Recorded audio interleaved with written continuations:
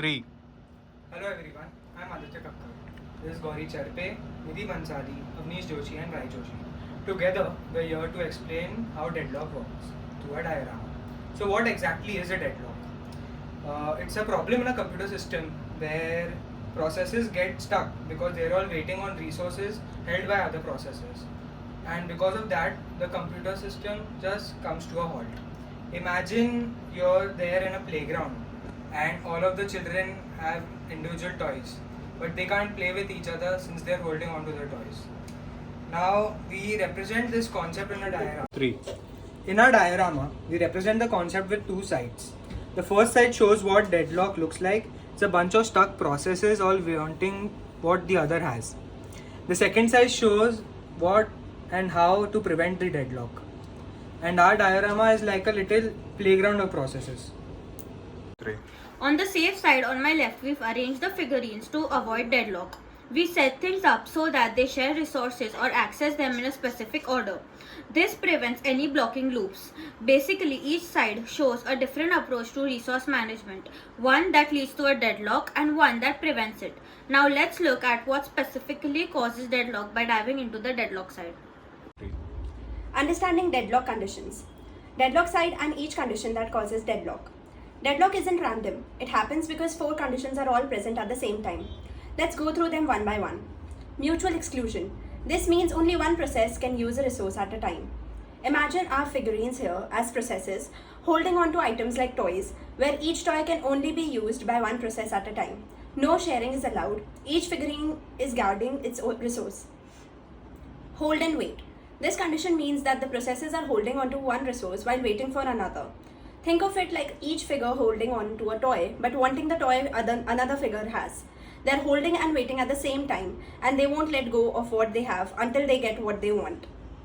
No preemption. In a deadlock, processes don't release resources willingly. No preemption means that one process can't take just a resource from another. It has to wait until the resource is released voluntarily. In the diorama, each figure is holding tightly to its resource, and there's no way for another figure to grab it unless the last figure decides to let it go. This leads to a standstill. Circular waiting.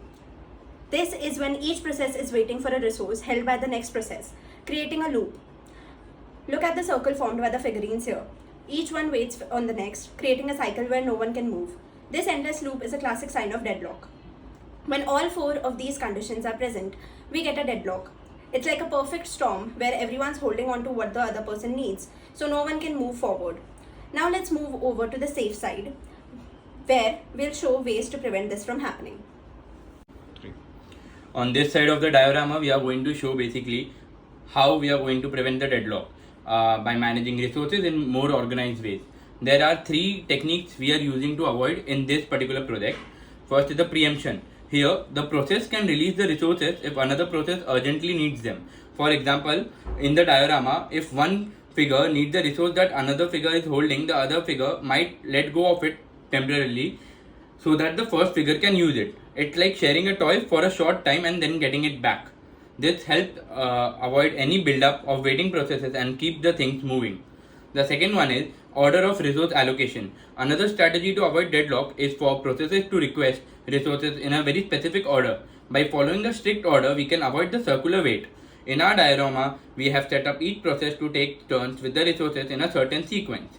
The third way is the resource sharing or the mutual exclusion. Finally, some resources are shared so that multiple processes can use them at the same time.